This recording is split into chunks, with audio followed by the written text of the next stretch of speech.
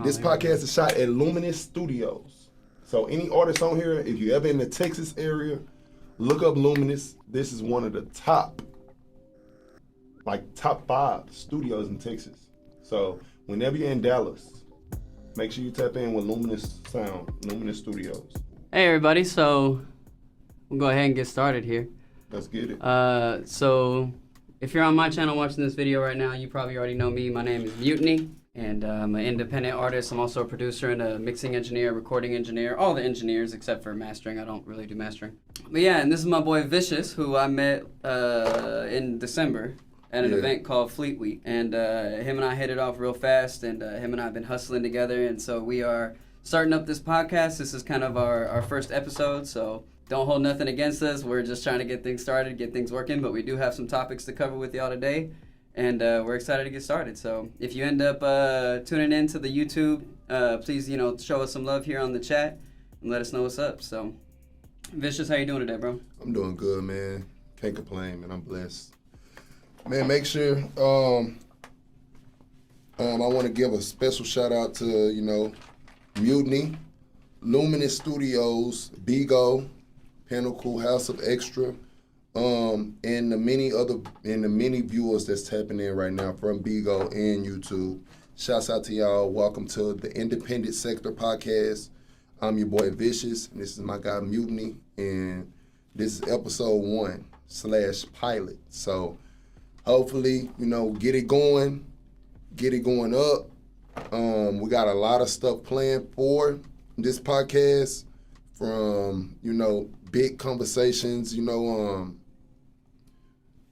celebrity guests, interviews, celebrity That's not a lie. We really do have celebrity guests on. No cap. I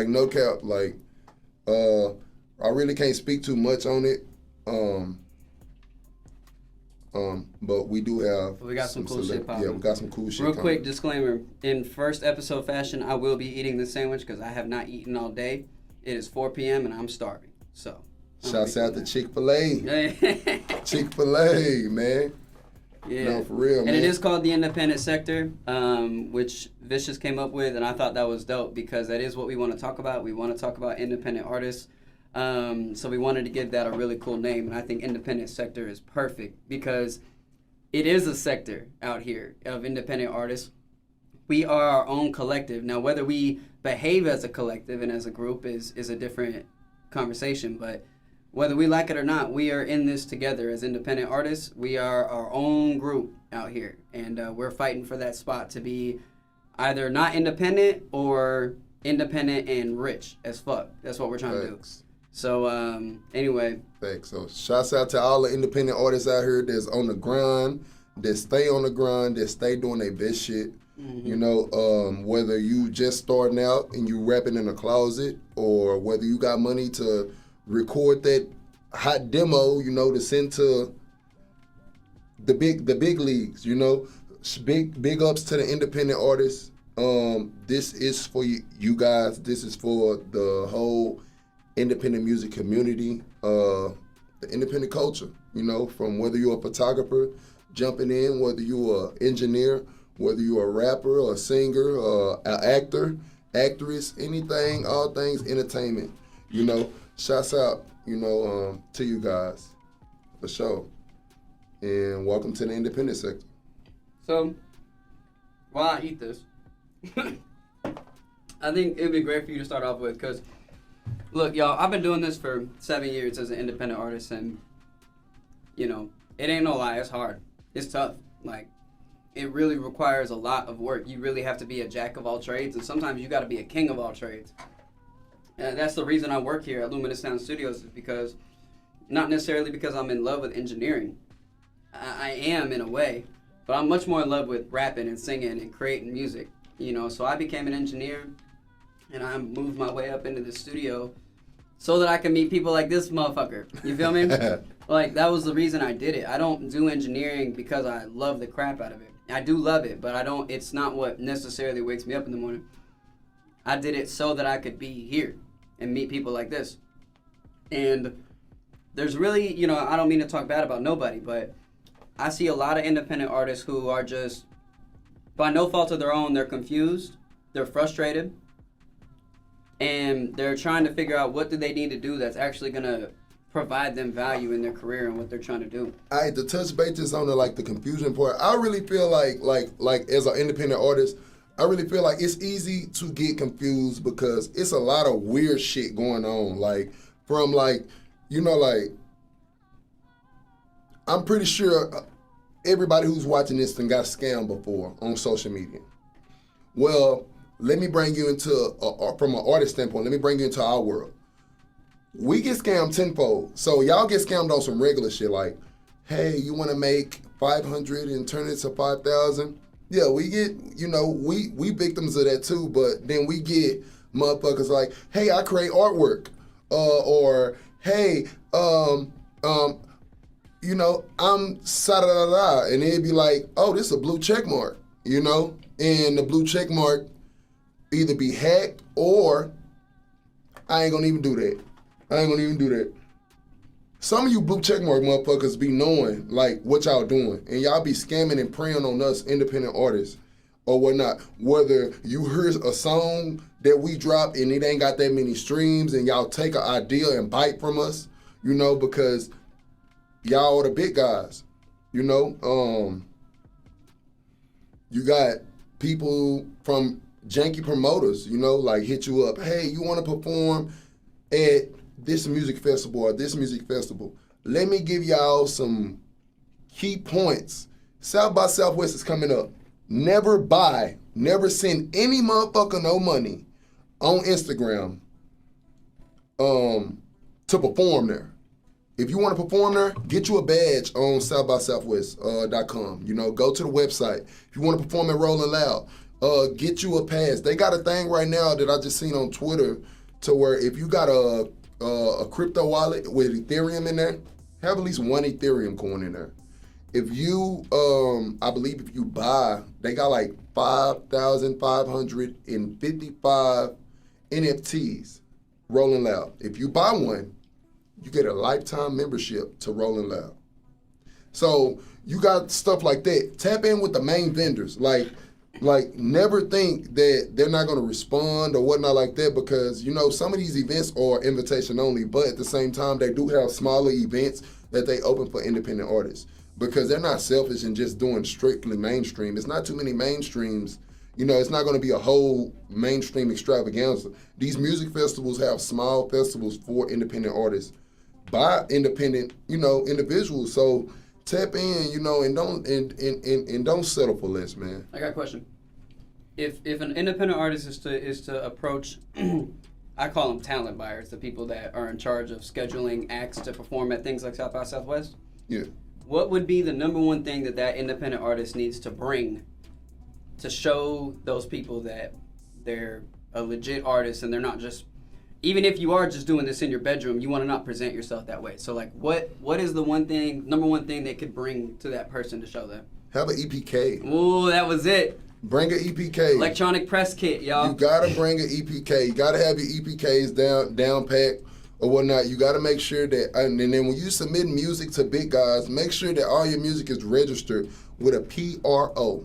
A performance rights organization. BMI, ASCAP. BMI, ASCAP, CSIC.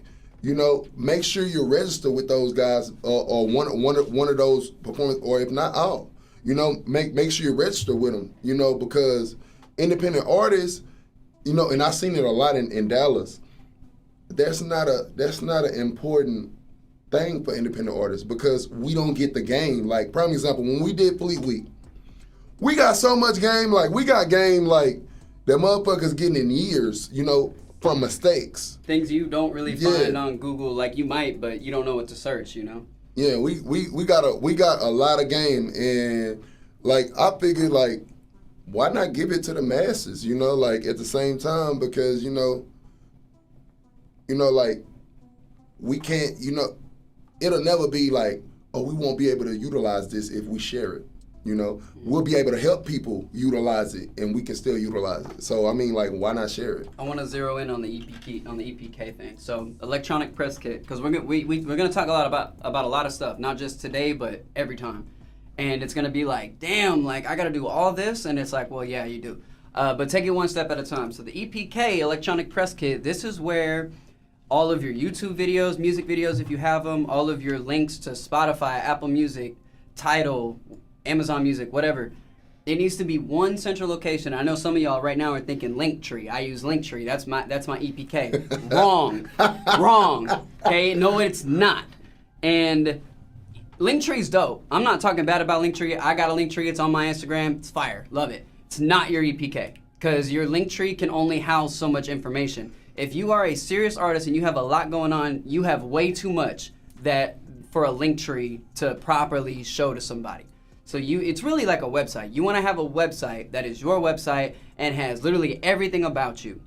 And that way, when you come to a talent buyer or a venue owner or whoever and you're trying to get signed on for a show, even if it is invitation only, well, guess what? Sometimes you got to kick that door in to get you the invitation. So bring your EPK to these people, and if you have one of those, they know what that is. They've seen that before. They probably even know the term EPK, electronic press kit. So if you have that and you can present that, now you no longer look like somebody who's writing songs in their mom's basement, which shout out to all of us who are doing that. Not necessarily in basements because we're in Texas, but y'all get it. Break it down to like what consists of, like what's inside of an EPK. Like what's in an EPK. Mm-hmm. And look up other people's EPKs. Like, yo, now that you know that term, go Google that shit and be like, EPK, good examples of EPK. Like, you know, figure out what that is and then figure out how to make one for yourself. And that doesn't mean you need to spend a lot of money on building a website. I promise you there are better ways to do it. And if you got a little budget behind, you know, under your feet or whatnot, get somebody, okay, like, prime example, it's a big tool, and I'm going to break this to y'all because it'll help you a lot and it'll get you real far.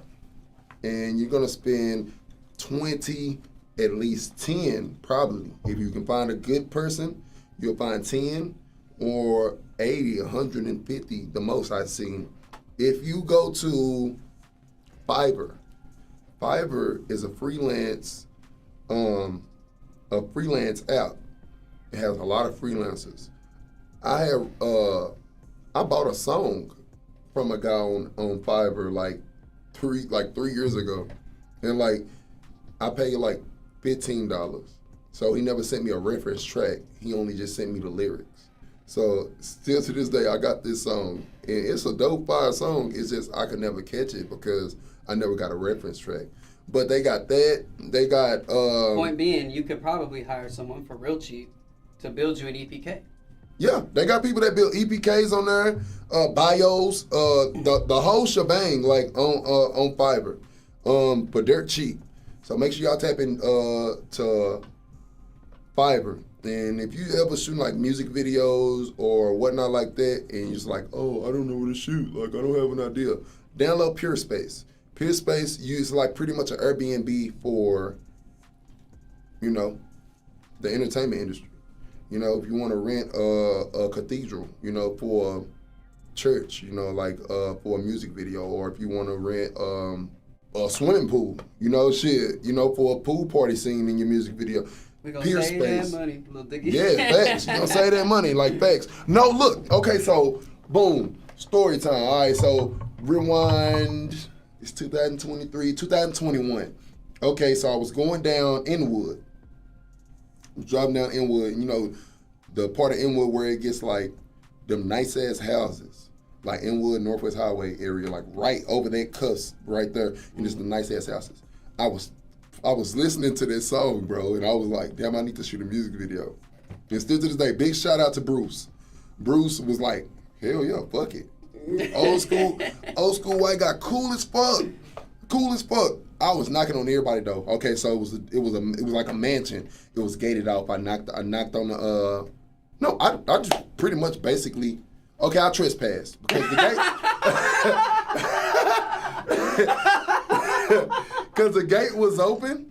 The gate was open, so I'm like, okay, cool. It don't say no trespassing, this and that. So I walked up, and it was this Indian guy, and I was like, hey man, I'm shooting a music video, and I'm looking for a spot.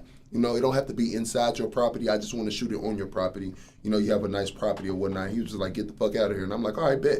So boom, I went next door. Nope. Went next door. Lady looked through the blinds, didn't even open the door. So I'm pretty, you know, she like, oh yeah, this guy's finna try to rob. He trying to try some suspect shit. So boom, We go to this other house, nice ass fucking house, cul-de-sac, little driveway, everything, nice little setup. He was cleaning out his garage. I pulled up on him. I'm like, hey man, I'm an independent artist. You know, I didn't say rapper. Let's normalize recording artists. Recording artists has got me out of so many fucking traffic violation tickets. I swear to God, I kid you not. Like, I got pulled over with an ounce of weed, and I was like, I'm a recording artist. And the first thing was like, do you got a Spotify? And I'm like, yeah. And shit. And they tapped in, they listened to my shit. He was like, and he told me, he said, if your music suck, I'm giving you all your tickets. No driver's license, weed, drug paraphernalia. Ooh, that's nerve-wracking. Even like, if you know you're dope, you're like, ooh. I said, I hope he picked the right song. Yeah. Because I got some trash ass shit. I got some trash songs I don't like. No, I hope he picked the right song. And he picked Tears in the Trenches. Oh, that's the one, like, too. And he was like, I'm only giving you a ticket for drug paraphernalia. He was like, you say you going to work? I said, yeah, I'm going to work, man. It was early in the morning. He was like, just step on this weed, or whatnot, and then you can be on about your way. I James Brown on that motherfucking weed and got the fuck. But yeah, it got me out of like 2-3 tickets in the most prestigious places in Dallas, Plano and Richardson. It wasn't Dallas, it was Plano and Richardson. I got out scot-free. So, and see, that's like a big thing. Like, a lot of us artists are out here like, why is this so hard? Well, some of the things you need to learn and implement is certain words to use in certain situations. You know what I mean? Like, y'all look at me. When I tell people I'm a rapper, how funny do you think they look at me? You know what I'm saying? So, like, but when I introduce myself as a mixing engineer or a producer or a recording artist, it's a whole different vibe. It's a whole different ballgame. And then this is crazy. Mentally, you basically still saying I'm a rapper. It's just recording artists is more respected than just being a rapper, because a rapper, you think of your cousin who records with egg crates on the wall, and it's a closet booth. And respect to those people. Respect to those people, because I came from there. Respect to those guys. But let's normalize using recording artists. Recording artists. Don't say you're a rapper. Don't say you're a singer or whatnot. Recording artists. When they ask, what do you do? Rap, sing? You're like, oh, I'm a part of the R&B genre, or I'm a part of the hip hop trap genre, or I'm part of this genre. This, that, and third. Let's normalize making this a profession and not a fucking hobby. Let's make this a profession, because like I tell a lot of people, a little bit about me. I was released from prison 2018 on a drug case. I did 5 years, from 19 to 24, and it's been rough. I'm not gonna even lie to you. It's been rough, but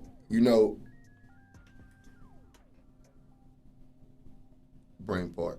But yeah, man. But I was released from prison or whatnot like that. And as far as like with like music goes, or whatnot on that level, like it's been a hell of a ride.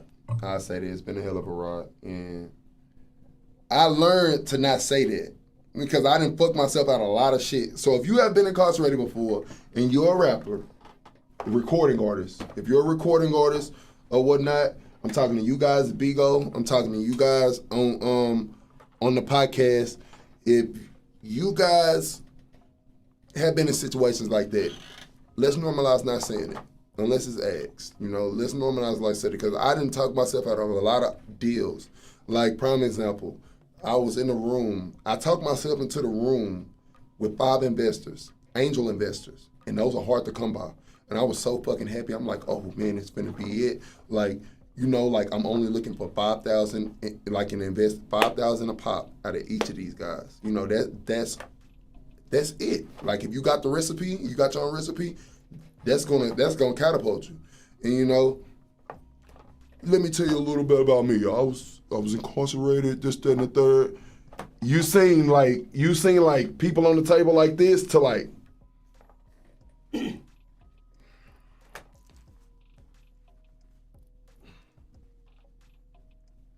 And like, it made them uneasy, because it's like, okay, so if I'm an investor in this guy, I got to make sure that this guy's a solid individual. I got to make sure that I'm going to get a return back. And, to be honest, let's be real, in the world, like, you know, like when you think of somebody who's been incarcerated, you think of a recidivist. You think of somebody who keeps going back. You know, so if I was investing money, I wouldn't invest in the motherfucker that's, you know, saying that what I know now. If motherfucker come out and say that first, I'm not gonna even, you know. You have a whole different perspective now, right? Yeah, I got a whole you different look back perspective on that now. and Yeah, you're like, oh, if I was to hear that, I might not like that. And a good friend of mine's, Stacey Elliott, he was telling me, you know, and he has a hell of a story, and he was telling me like, bro, don't say that. Like, I understand, you know, because I know people in similar situations or been around people in similar situations, but you know, like, no, don't say that. Like, leave that out, bro. Like, you a good, you know, good guy, you know, like, I wouldn't even know that you'd been to prison unless you said, you know, so. And then they respect you more for your struggles when you don't come out up front with it. Right. You know what I'm saying? Then when they find out about it later, it's like, oh, you did all that and you're doing this now? Like, yeah. Then they want to work with you even more. Yeah. So, but hey, man, we could literally talk about this for days. So let's move to the next segment. Okay. Which was about, and I'm going to pull up the article while we're talking about it here. Okay.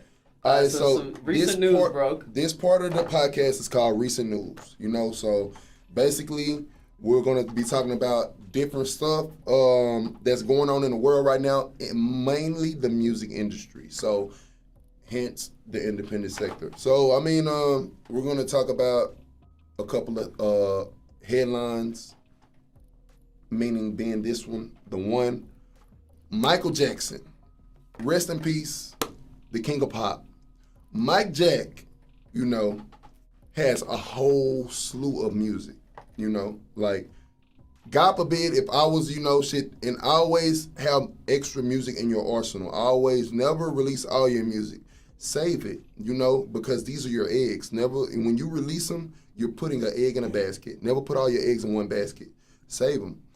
Michael Jackson recently, was it in Brussels? So I got the article pulled up here. So this is, I'm reading, Songwriter is the name of the article, American Songwriter. And this is what it starts off saying. Some say it is one of the wildest music leaks in years. Whatever you want to call it, the fact is that about 50 gigabytes of otherwise unreleased Michael Jackson content has just been stolen. I'll keep reading this as Vicious talks, but what I do know is either a whole laptop or a whole hard drive from the engineer who had these unreleased files. It was a laptop. It was a laptop? It was a laptop. Got stolen by somebody. It was at basically like a seminar. It was it was like a seminar, like working with MJ seminar, and I guess the guy took an intermission break, and they stole his laptop, and it had 50 gigabytes worth of Michael Jackson's unreleased platinum, and you had music, you had a documentary where his nephew is playing him in an upcoming biopic. All that was stolen and leaked. So the engineer's name was Brad Sundberg, and it says, Kirko, a Twitter handle that tracks music leaks, shared the news on Sunday, January 29th, writing 50 gigabytes of unreleased Michael Jackson content, yada yada, has leaked after a laptop and a hard drive belonging to Michael Jackson's engineer Brad Sundberg were stolen at the seminar the previous Friday. And it looks like Sundberg said, wasn't sure if I should post this here, but this is one of the wildest music leaks in years. Apparently, the guy who stole the laptop escaped by jumping out of the window. The account shared. It said, the account said this. I don't know who the account is, but that's wild. So this is my piece on that. You know, I never know somebody's situation. I'm not saying that stealing is ever right, but I could be understanding of a situation where you have to steal or do something that is unlawful because you're in a situation that's so bad and you don't know how you can get out. So I'll say that to start off with. But this is a different situation. As an engineer myself, okay, if you steal my laptop or my hard drive, either one, God forbid fucking both, you just took away my entire livelihood. Like, everything that I do to make money is on my freaking laptop and my hard drive. It's on both. I need both to do the job. And you have no idea how much time is spent like installing all sorts of software, programs, plugins. You know, as a producer and an engineer, like y'all just don't understand. Like even though my catalog is not worth what Michael Jackson is, obviously, but it doesn't matter. Like this is literally how I make my livelihood. And the engineer that got his shit jacked, that was how he made his livelihood. There was a reason he had that music that was unreleased from Michael Jackson. It wasn't up to him, I'm sure. It was up to the record label or whoever.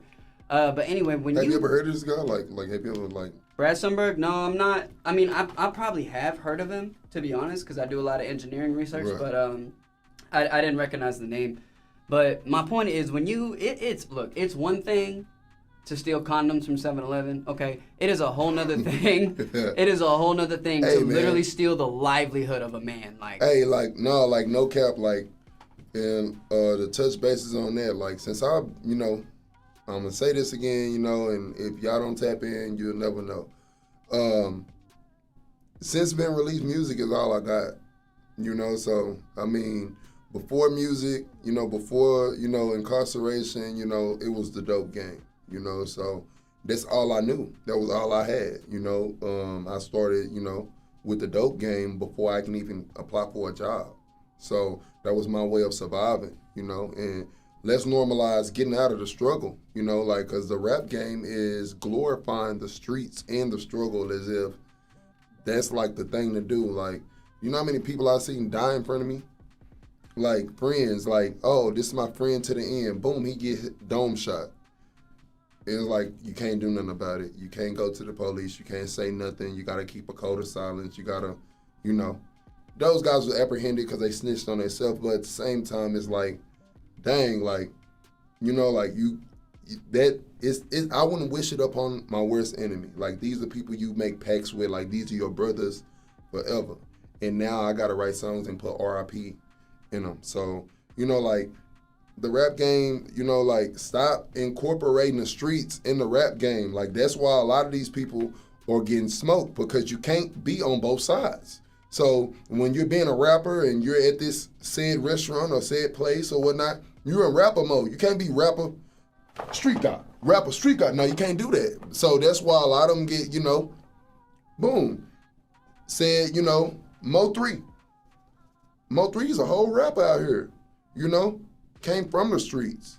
But this the thing, he incorporated the streets in his legitimate business. Never mix illegitimate with legitimate. And that's different than rapping about it. Rapping about it is one thing. That's a kind of a different discussion. But to literally, on the business side of things, have both of them going on, when problems come up. Yeah. But back to the thing, to the topic we was on, like I said, music is all I have. At one point in time, we do have devices that we keep all our music on.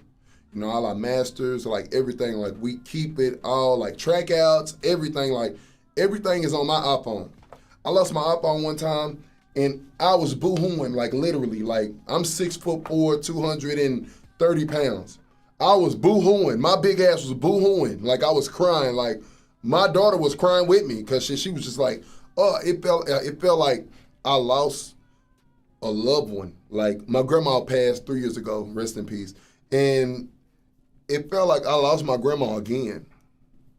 That's how serious music is for me, because it's all I have. This is all I, banked on. I put all my eggs in one basket, because I know for a fact music is going to take me to where I need to. And I boo-hooed for days. Like I mourned the loss of my iPhone. Luckily, I would have too. I was out of it. Like I was out of it. Anytime I heard an instrumental, a teardrop. I swear to God, like I was I was fucking gone. I was sad as fuck, boy. I was sad as hell. But luckily, my friend, I was taking shots with him the night before, and he was just like, yeah, man, it's glad I ain't got the link with you since you've been out, man. And, like, I'm doing good. I drive trucks. I'm going to help you any way I can or whatnot. And I left my phone in his car. I didn't know where it was. I was just like, damn. Because the shorts I had, basketball shorts, shit easily fall out of basketball shorts.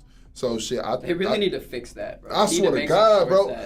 The deep pocket, bro. I swear to God, bro. Like I hate. No, but the problem is when you got a deep pocket with basketball shorts, if you so much as speed walk, the phone flips from the side of your leg to the To front, the front of your leg and to your hits you knee. in the dick, bro. Hits you right in the balls, and it's like, that's a problem either way. Yeah, so go ahead, bro. Yeah, man, but I lost that shit, man, and that was horrible. So I'm pretty sure Mike Jack was rolling in his goddamn grave when this dude, now swipe or no swipe this laptop and jumped out the window.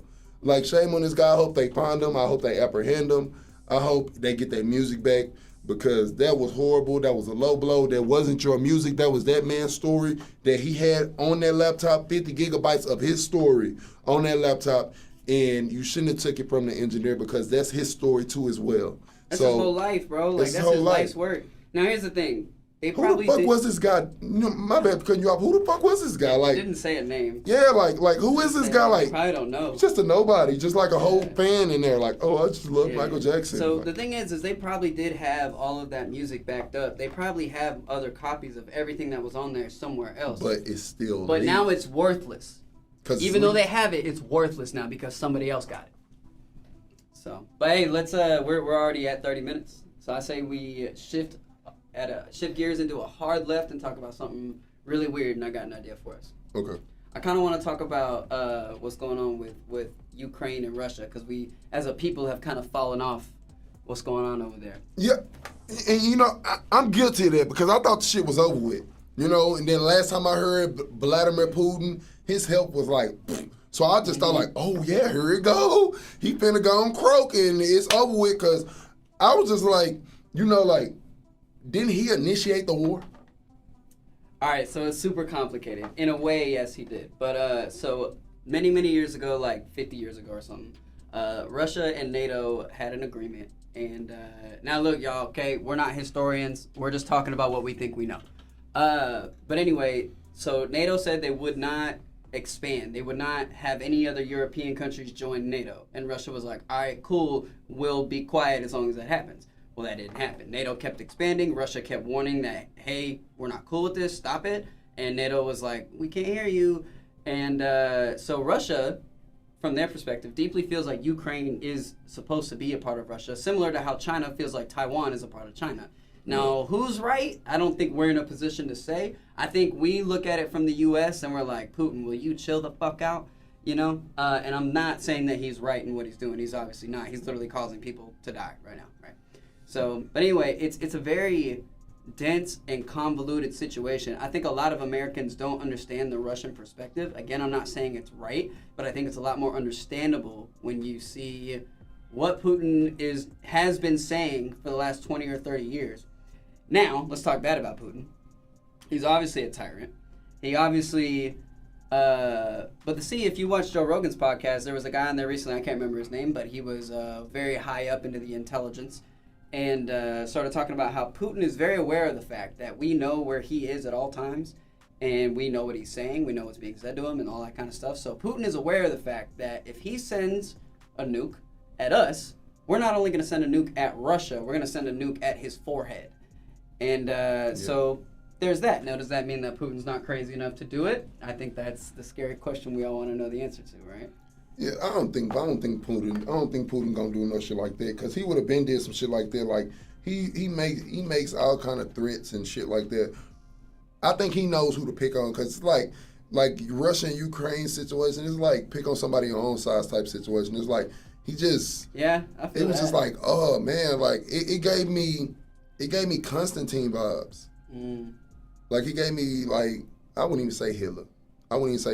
It gave me Constantine Charlemagne vibes. Oh, no. Like for real, because it's just like, bro, you a fucking radical, bro. Like you bombing these people or whatnot like that. And I met these two people, right? I used to do photography, and it was a beautiful thing to see.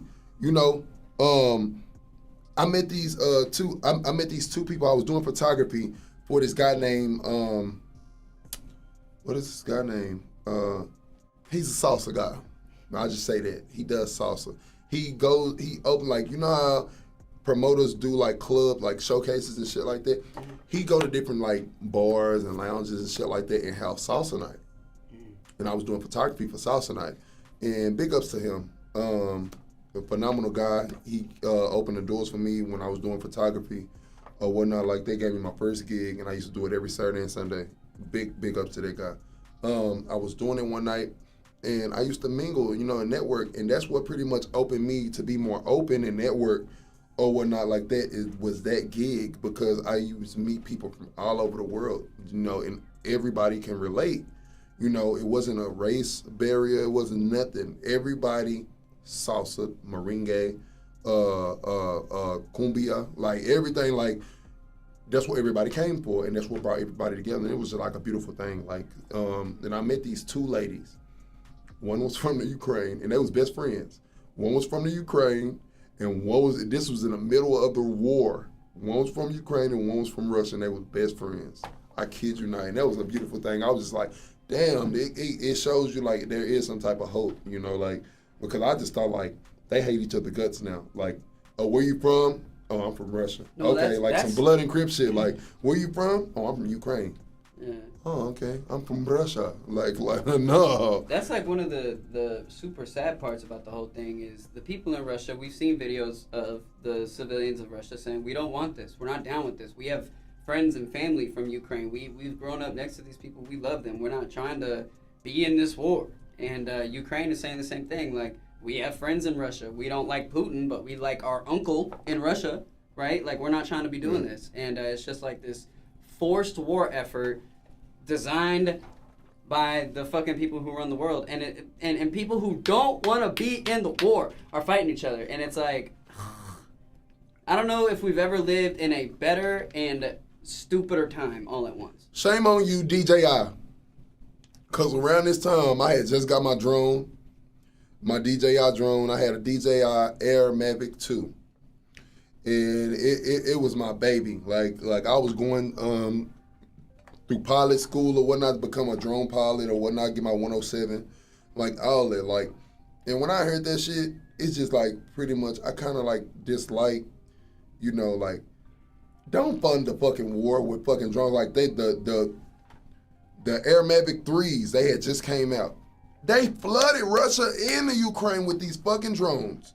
Oh man, like, oh my gosh, I hated that shit. When you started this sentence, I made a face. I was like, what are you talking about?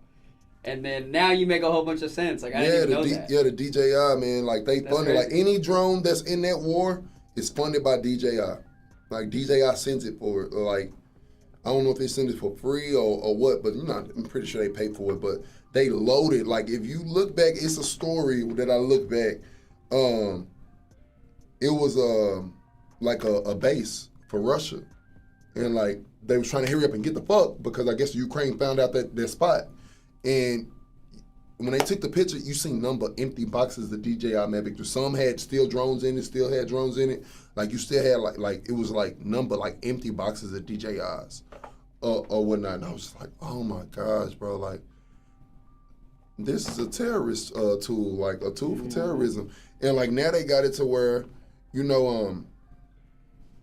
they got it to where the drones drop bombs. Like they're dropping little mini nukes. And like I've seen these videos, I'm not gonna say the website on the podcast. I've seen this video.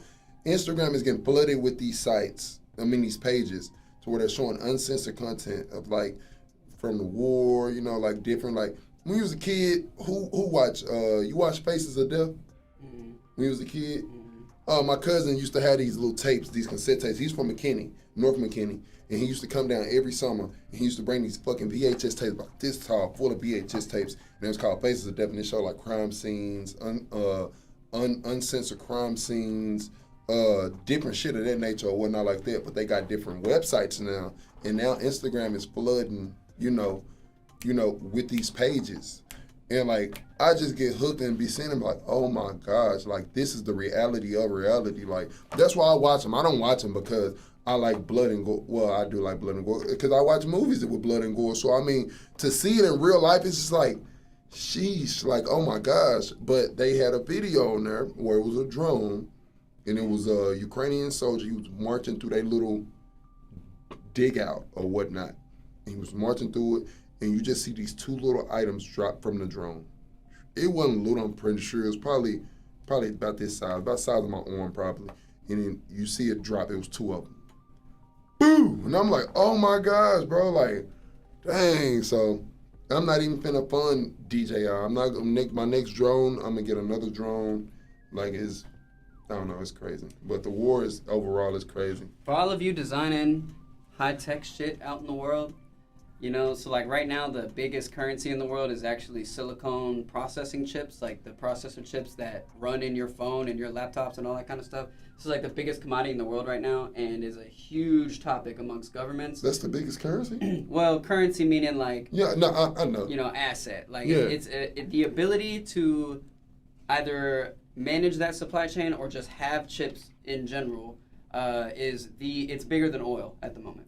This dude was telling me to fund to invest in it. Well, hang on. Let me hit my point real quick. Okay. I got you. But listen, what happened was the technology for how these chips got designed, at least based off the research that I've done, got sold by private U.S. companies to China, and China went from not even being close to touching us militarily to now being a bit of a threat, and that's our fault as Americans. Like, we did that shit. And so for all of you geniuses out there, and I say that genuinely because our generation is incredibly intelligent, for those of you that design the technology of the future of tomorrow, maybe don't sell it to other countries if you like your safety and freedom. Maybe keep it here. Right. And speaking of Russia, did you think the whole Brittany Griner move was a smart move or was it a dumb move? I think it was a political move. I don't think it was. It had to have been for image. It had to be for like an image. Don't get me wrong. I'm glad she's backing out or whatever her situation is. But man, hey, look, I love basketball. I fuck with my culture or whatnot like that. But at the same time, we traded Brittany Griner for an international arms dealer. Fuck no. I fuck with Brittany Griner. Brittany Griner from the H. Like, she from Texas. I fuck with Brittany. But at the same time, Brittany Griner, didn't you just say you hate him? Like, you didn't use with the, come on, bro. You say you dislike America. Like, you don't, like, she says she don't like how America is ran, Well, and, so you don't agree with that, though? I'm not a super patriotic guy, but I'm just like, shit, hey, so it's like saying like this. Louisiana trades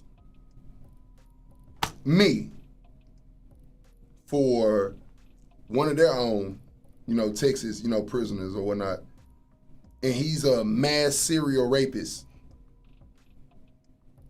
Versus, it could have been me, or it could have been a community activist or whatnot, because it was either Brittany Griner or a soldier, like a guy, who served our country, protect our country, So at first I was just like, no, fuck that shit, Brittany Griner free, this and third. But I had to stop and think, because at the same time, I'm a father. So I got a kid. So, what if this international arms dealer goes back and just like, hey, I'm finna turn it up a notch with what I know now and this and the third. I know it just really much catapulted my business to an all-time high, and I'm finna sell some nukes on the side, and then boom. Well, at the end of the day, they had Brittany for whatever reason they did. I don't even remember why she got incarcerated or whatever. Brittany got incarcerated because she brought it. They said a weed pen. She had a weed pen. Ain't no way in fucking hell. I don't know how strict different countries is, but it just seems so asinine. I could see them claiming that 9 years for a weed pen, bro. Well, but listen, we're talking high political gain right now. So if they knew who they were arresting, political move, like just like people get arrested for weed, when nowadays you don't even have to go to jail. You know what I'm saying? But if the cop profiles you, doesn't like your ass, he taking you to jail even though you didn't have to go. Yeah. So if whoever was in charge of the situation, if they were like, oh, we can incarcerate homegirl and then fuck with the U.S. about it, and we can get one of our guys back because the media is gonna make a huge deal about how we have Brittany Griner behind bars, and U.S.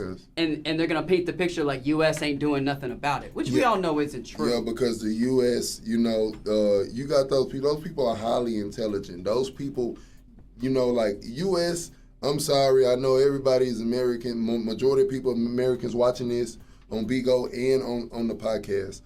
U.S. gives a fuck about fame before they gives a fuck about the importance of shit. Mm-hmm. So they give a fuck about the image before they give a fuck about the impact. You know, so yeah, Brittany Griner, it went viral. So Joe Biden thinking, hey, this is a big political move. Elections is coming up 2024. And I win. Exactly. I will win. Yeah, I will win the side of the blacks, you know, because I was a racist motherfucker back, you know, in the Gap, you know. I did send a lot of innocent black men away back in the Gap. So this is my 40 acres and a mule move, you know. And if y'all see that shit, like a lot of people like, oh, Kamala Harris not doing shit. She's not doing nothing. I never seen her. Of course, you never seen, throughout this whole presidency, you probably can count on 10 fingers the many times you've seen this lady, because his true colors show. That lets you know her true colors show, because Kamala Harris is a dirty lady. She's a dirty lady. She's a dirty lady. Kamala Harris signed off on a lot of a lot of false drug. She violated a lot of people's paroles.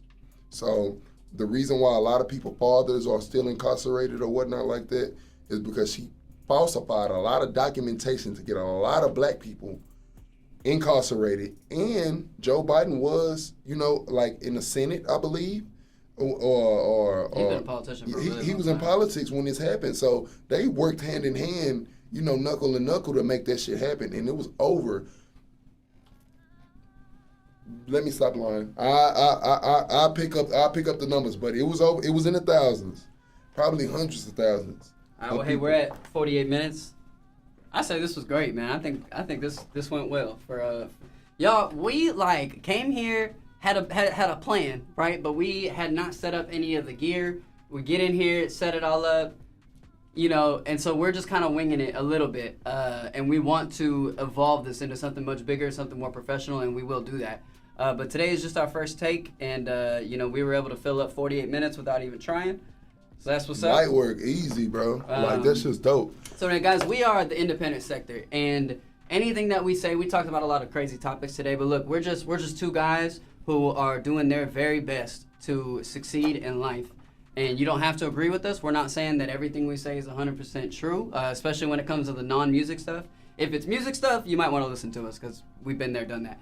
But everything else is just, you know, we're having a conversation, and we want to invite you guys to be a part of that. So thank y'all for tuning in today. Big thanks to my boy Vicious for having this idea and getting together with me as we set this up. I mean, you know what's crazy? And you fueled the idea. I was smoking a blunt.